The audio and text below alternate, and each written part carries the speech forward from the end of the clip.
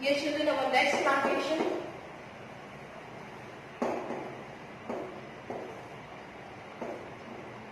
is here horticulture. What is horticulture? Yes, the cultivation of, it includes the cultivation of fruits and vegetables.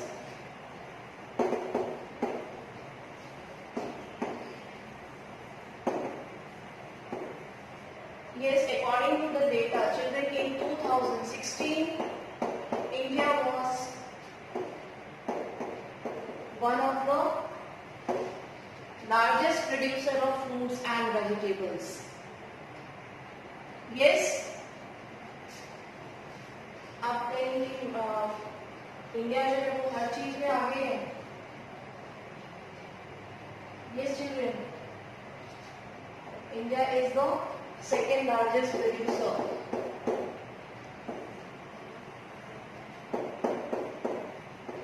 Underline करते जाएंगे आप लोग. Second largest producer of fruits and vegetables.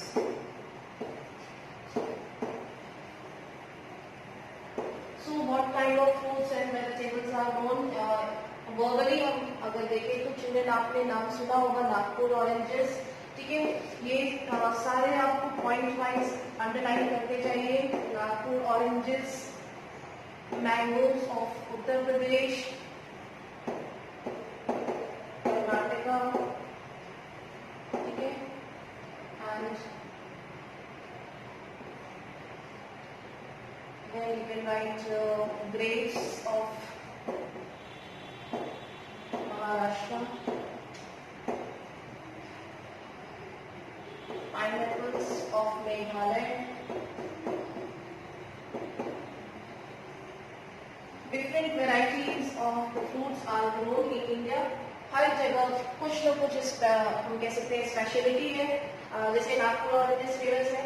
Mangoes of Uttar Pradesh, Karnataka, Tamil Nadu इन regions का mango famous है. Grapes Maharashtra, Nashik और नागपुर इन regions में ग्रेप्स की वैरायटी सबसे ज्यादा ग्रो की जाती है. पाइनएप्पल मेघालय इन रीजन्स में, नॉर्थ ईस्टर्न स्टेट्स में. इसके अलावा apples of Himachal Pradesh and Kashmir which is famous in the world. इसके अलावा ड्राई फ्रूट्स अगर हम ले सकते हैं, plums, apricots, walnuts, almonds. These are grown in Jammu and Kashmir and parts of Himachal Pradesh which is world famous, right? So in this way children, India में जो fruits और वेजिटेबल्स हैं उनमें भी हम कह सकते हैं कि एक ह्यूज वैरायटी हम देख सकते हैं, वेरिएशंस देख सकते हैं जो कि इंडिया में प्रोड्यूस की जाती है. अच्छा, आप में से कोई बता सकते हैं कि इलाहाबाद या यूपी का क्या चीज फेमस है? उत्तर प्रदेश और बिहार की कौन सी चीज फेमस है? Can you tell anyone? Yes, क्या फेमस है? Very good. इलाहाबाद का यानी उत्तर प्रदेश के वहाँ फेमस है. और बिहार का क्या फेमस है? Is there anything famous in Bihar?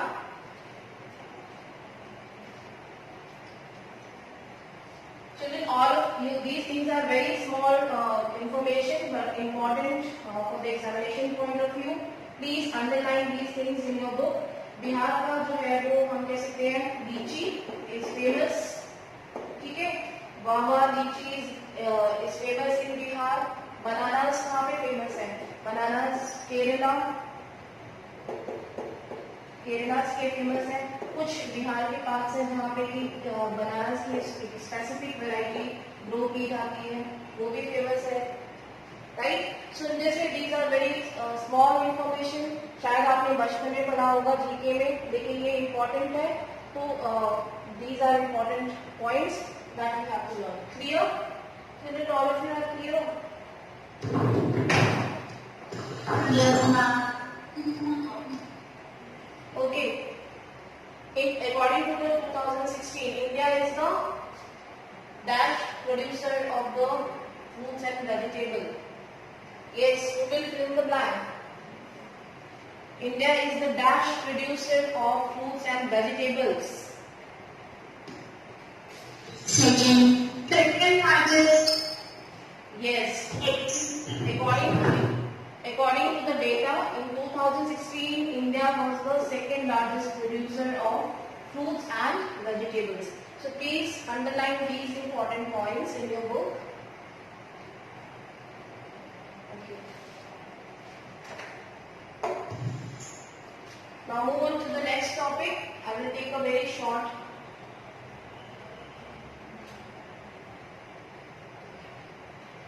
You can see here, children, the images given in your book. Apricots, apples and pomegranates, which is grown in the slopes or orchards of Himachal Pradesh and Jammu and Kashmir. Right here, यहाँ पे सारी चीजें दी हुई हैं. Apple, pears, apricots, walnuts of Jammu and Kashmir and Himachal Pradesh is very famous and great all over the world. Right? You can see here it is सुंदर vegetables और fruits India में grow होते हैं. तो इससे आप देखिए कह सकते हैं कि इंडिया के जो फार्मर्स हैं वो कितनी मेहनत करते हैं. Right? Can you imagine all of you? उसके बाद हमें ये सारी चीजें मिलती हैं, है ना? Okay. Some specific vegetables are also grown in India. जो हमारा जो क्लाइमेटिक कंडीशन है, जैसे कि ऑल्टीट्यूड रीजन्स है, जम्मू एंड कश्मीर, हिमाचल प्रदेश, ठीक है, पंजाब और शिवालिक रेंज, इन जगहों पे जो ड्राई फ्रूट्स हैं वो अच्छे डेवलप होते हैं. ये हमारे क्लाइमेटिक कंडीशंस पे डिपेंड करता है. वेजिटेबल्स जो है जो बहुत ही माइल्ड टेम्परेचर जिनके लिए चाहिए, जैसे कॉलीफ्लावर है, टमाटोज हैं, ठीक है, कैप्सिकम है और कैसे some specific varieties of tomatoes. इनकी कल्टीवेशन हिली एरिया में बहुत ही अच्छी होती है. फ्रूट्स में भी अगर हम देखें तो ये आमंड्स और एप्पल और पोमेग्रेनेट ये हायर स्लोप्स एरिया से बहुत ही अच्छे डेवलप होते हैं in comparison to plains. Now the next topic is rubber. Other than food crop that we don't consume, rubber से बनी हुई चीजें कभी आपने देखी है अपने आसपास एरिया में? कभी ऑब्जर्व किया है कि कौन कौन सी चीजें रबर से बनी होती हैं? फॉर एग्जाम्पल जो टायर्स देखते हैं ऑटोमोबाइल्स में, स्पेशली जो हम जो 4 व्हीलर्स या 2 व्हीलर्स देखते हैं, ठीक है, उनके जो टायर्स बनते हैं वो रबर से बनते हैं. So this is non food crop. इसके भी ये भी प्लांटेशन इंडस्ट्रीज में इंक्लूड होता है. राइट? जो ट्री ग्रो किए जाते हैं रबर ट्रीज, उनमें एक वैक्स मटेरियल होता है, वैक्स होता है उसका व्हाइट कलर का, दैट इज एक्चुअली कलेक्टेड. उसको हम कलेक्ट करते हैं. देन उस वैक्स को मैन्युफैक्चरिंग इंडस्ट्रीज में हम भेजते हैं, जहां से कि उनको आफ्टर प्रोसेसिंग रबर बनाया जाता है. ठीक है? तो रबर के लिए भी स्पेसिफिकली जो हमारे साउथ एशियन कंट्रीज हैं, जो साउथ ईस्ट एशियन कंट्रीज है, जहाँ पे कि ट्रॉपिकल सब ट्रॉपिकल रीजन्स हैं, उन जगहों पे सबसे अच्छे से रबर प्लांट्स ग्रो हो सकते हैं. ठीक है? इसके लिए हमें मॉइस्ट और ह्यूमिड क्लाइमेट की जरूरत है. जैसे कि बताया, ट्रॉपिकल रीजन्स में हॉट और ह्यूमिड क्लाइमेट चाहिए होता है. Rainfall is required almost 200 centimetre. Rainfall हमें ऑलमोस्ट जैसे अंडमान निकोबार, केरला, कर्नाटका, तमिलनाडु, ये वाले जो रीजन है, और देख सकते हैं आप Garo hills of Meghalaya, in region में सबसे ज्यादा रेनफॉल होती है, आपको पता ही है. ठीक है? यहाँ पे सबसे ज्यादा रबर की प्लांटेशन इंडिया में है. Almost temperature 25 degree Celsius and above is required for the growth of rubber plants. Isn't it? You can see here in your book. आपको white book दिख रहा है सभी को? Yes, ma'am. All right. You can underline here. यहाँ पे पाई diagram दिया हुआ है. Consumption of natural rubber in 2010 and 11. This is different varieties, जिससे हमें पता चलता है कि रबर का हम यूज कहाँ कहाँ करते हैं. ठीक है? रबर्स जैसे यहाँ दिया हुआ है, साइकिल टायर्स एंड ट्यूब्स में, कैमल के बैक में जो हम कवर्स लगाते हैं. ठीक है? Footwears, belts and horses, then latex forms, bigs goods, other items and auto tyres का सबसे ज्यादा परसेंटेज है. ठीक है? तो इसके थ्रू आप देख सकते हैं कि what is the use of rubber It is used mostly in the automobile industries for the making of tires and tubes. Right? So that's all for today, children, all of you. I hope you are clear. Yes, ma'am. Okay. One more plantation. One more plantation topic is left. That is fiber crop, cotton and jute. So this we will continue tomorrow. Now your break time starts. You can take break. Thank you all of you. Thank you, ma'am. Thank you so much, ma'am. So children, our next topic is fiber crops. There are 4 types of fiber crops in this. You can see cotton, jute, flax and silk. Cotton, jute and flax ये तीनों हम grow करते हैं soil में. These are grown in the soil. And silk is obtained from the cocoons. यानी silk को हम soil में produce नहीं करते. We generally develop the cocoons from the silkworms जिनको mulberry bush पे जो है grow करते हैं. And this type of agriculture is called, the production of silk is called sericulture. ठीक है, you know that. Then first हम fiber crop पढ़ेंगे cotton. Children, we know that cotton is one of the important raw material for the cotton textile industry. ठीक है, India में जो सबसे पहली इंडस्ट्री स्टैब्लिश की गई थी वो कॉटन टेक्सटाइल इंडस्ट्री स्टैब्लिश की गई थी. ये भी आपको पता है, राइट? तो different varieties of cotton textiles are obtained from the cotton. As per the 2016 data, children, India was the second largest producer of the cotton, right, in India, and producer in the world. Okay.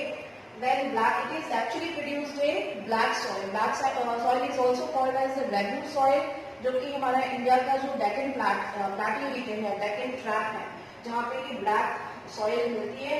That is considered as the best soil for the cotton production, जिसकी वजह से यहाँ पे सबसे ज्यादा cotton का production होता है डेकन ट्रैप रीजन में, जिनमें कि some border parts of Madhya Pradesh and Gujarat and Maharashtra is the leading producer.